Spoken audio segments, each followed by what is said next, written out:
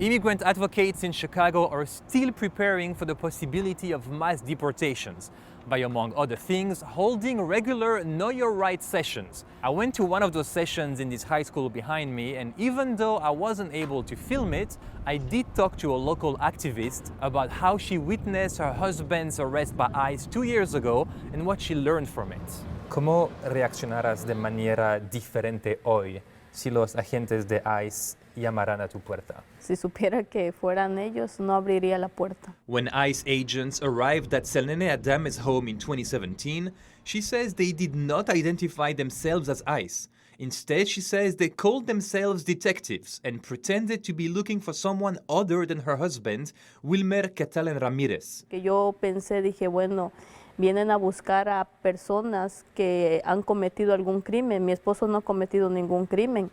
Y yo dije, bueno, yo hasta los felicité, dije, qué bueno que anden buscando a las personas que cometen crimen porque mi esposo acaba de sufrir un crimen. At the time of the arrest, Catalan-Ramirez, an undocumented immigrant from Guatemala, was recovering from serious injuries he sustained 2 months before in what his lawyers call a random drive-by shooting. According to his lawyers, ICE officers ignored his repeated pleas to lighten up and fractured his shoulder. Adame recorded parts of the raid on her phone.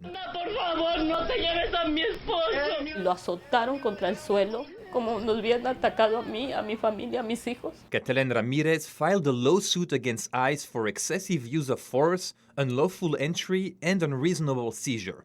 ICE settled and 10 months later released Catalan-Ramirez under a supervision order. An ICE spokesperson refused to comment on Catalan-Ramirez's arrest, but told Newsy that ICE agents may initially identify themselves as police because it is the universally recognized term for law enforcement, and our personnel routinely interact with individuals from around the world. Yo fui hasta allá donde tenían ya a mi esposo esposado, entonces yo les dije, esto se va a saber, no se va a quedar así, y ustedes me van a volver a ver la cara, y no se va a quedar así. Because he helped Chicago police investigate his shooting, Catalan-Ramirez can now apply for a visa reserved for undocumented victims of crimes. ICE targeted Catalan-Ramirez because the city of Chicago included him in a gang database. But when he sued the city, it admitted it couldn't verify he was in a gang. Yo dije, voy a hacerle saber a la gente lo que está pasando aquí en Chicago, que según es una ciudad santuario. Adame says her 10 months battle to get her husband out of detention and out of the gang database taught her one main lesson. Sharing her story with the media and politicians was the right thing to do. No tuve miedo a represalias porque yo digo, bueno, si me quedo callada, me voy a quedar con eso de que si lo hubiera hecho público, ¿qué hubiera pasado? ¿verdad? Entonces yo dije, bueno, lo voy a hacer público y vamos a ver qué pasa. To prepare undocumented immigrants for interactions with ICE, organizations that fight against deportations rely heavily on eyewitness accounts like Adame's. Yeah, they won't admit it, but they wear vests that say police on them. It doesn't say ICE, it says police. We've also seen ICE use traffic stops.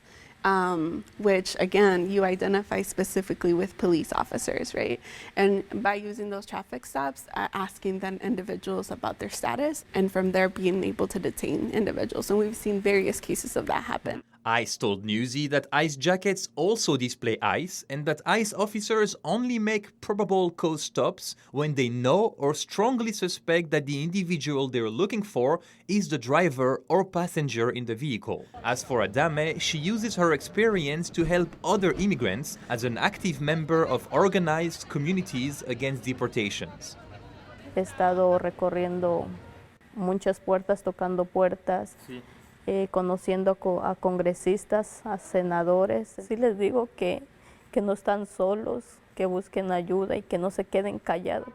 Hay muchos talleres informativos. Aquí en Chicago hay comunidades para defender sus derechos y que peleen hasta el último.